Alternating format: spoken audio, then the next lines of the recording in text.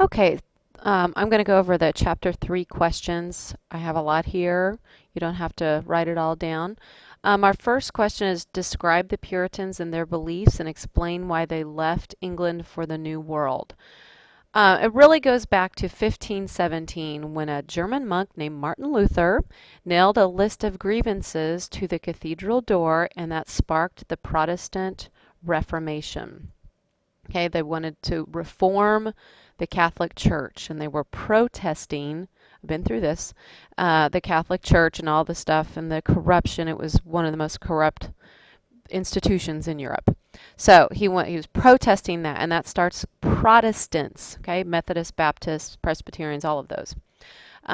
He said, and others like John Calvin are going to agree with him, the Bible should be the sole source of redemption, meaning forgiveness, not through a priest or paying money. I forget what those are called.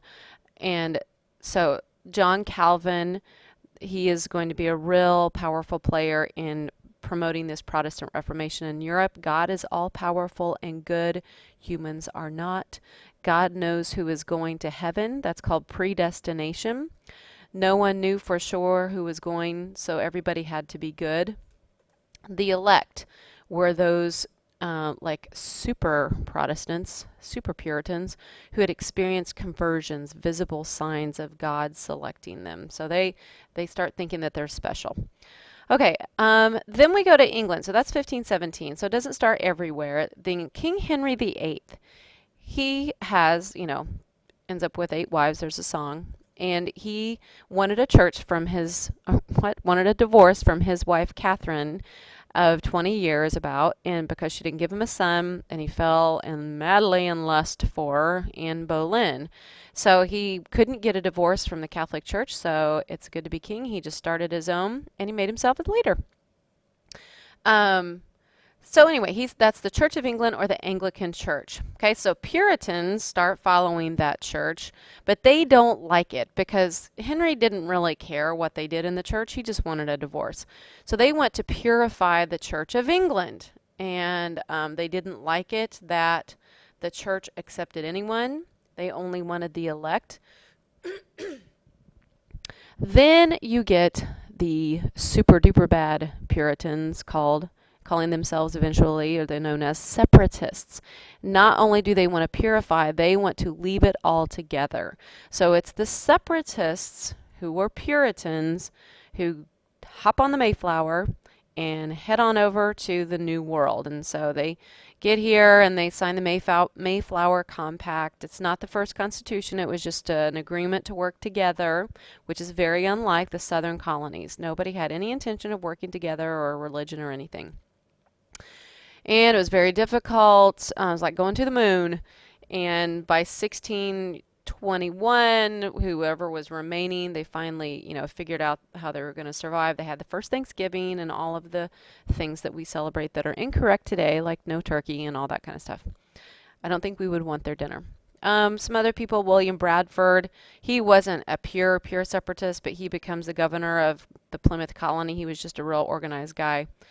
More Puritans, more moderate Puritans also came to the New World, and they start the Massachusetts Bay Colony. And eventually, by 1694, I think, all of the Plymouth colony fuses into the Massachusetts Bay. But just if you want to remember, they're the most purest of the pure. And so that's really these moderate Puritans, the Great Migration of the 1630s. These were on your worksheets if you watch this after in class.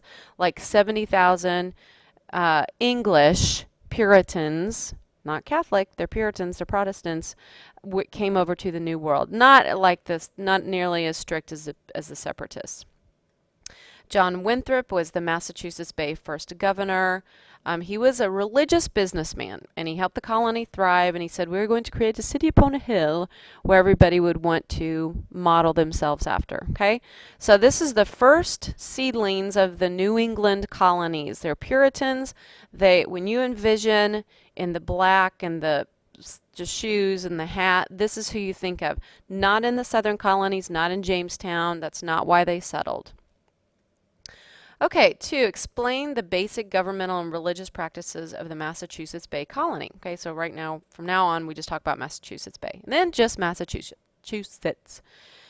They were a theocracy. Okay, that's basically church is the government, government is the church.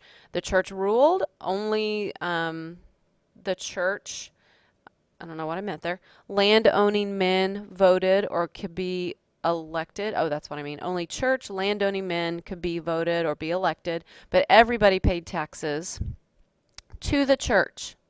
This is one of the things the founders changed in the Constitution, that you don't have to pay to a church. The purpose of the government was to enforce God's will on everyone.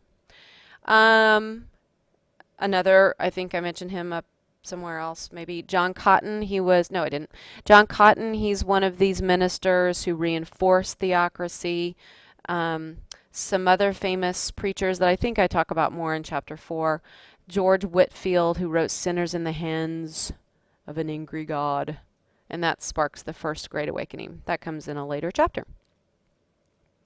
Okay, there are other settlers who come, and let's see. So the next, explain how conflict with religious dissenters, among other forces, led to the expansion of New England. Okay, so of course everybody who came over was not going to be a pure Puritan. A dissenter, first of all, is someone who does not agree with the main thinking, and in this case, it was the Puritan Congregationalist religion. That's what they were also called. When people disagreed with the Puritan religious leaders, they were often forced out of the Massachusetts, doesn't have a V in it, Bay Colony, and then created other colonies. Anne Hutchinson was one of the main dissenters. She, first of all, was a woman trying to tell men what to do. Second, she said God directly told her what she believed. So this was complete heresy to say that God spoke to her. She said the truly saved need not bother with the law of God or man. She's lucky she didn't burn at the stake for this. So that could have been worse. She had like 14 kids, maybe 18, something like that. She was banished to Rhode Island, originally called Rogues Island. A rogue is someone who doesn't go along with the pack. So kind of a interesting play on words, but eventually it's called Rhode Island. Roger Williams. He wanted a clean break from the Church of England. The vast majority of people did not want to break from England ever at any point. Even at the time of the Revolution, most people wanted to stay with England. That was their home base. They felt English, or whatever country they came from by then. He challenged the Bay Colony's charter and the right to take native lands. Gasp. He also was sent to Rhode Island, where he started the First Baptist Church. He even allowed Jews to come over. Okay, that's a long history of their being disliked. You didn't have to pay taxes to support a church or pledge an oath to a church. Again, should have burned at the stake. Very liberal in his thinking for the time. He accepted Quakers. Full manhood suffrage. Suffrage doesn't mean to suffer. It means the right to vote. So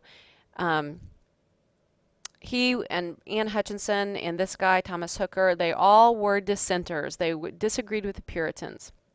Now, we've already talked about North Carolina, I think, or it's in your book. Rhode Island and North Carolina, they're kind of similar. They're both created from outcasts from other colonies. And so you see them the last to sign on for anything, the last to sign the Constitution, the most disagreeable and fighting in the American Revolution, that kind of thing. Thomas Hooker, he broke away, founded Connecticut, where he creates, and other people, the Fundamental Orders of Connecticut. And that is the first modern constitution. And that's it for the first 3 questions.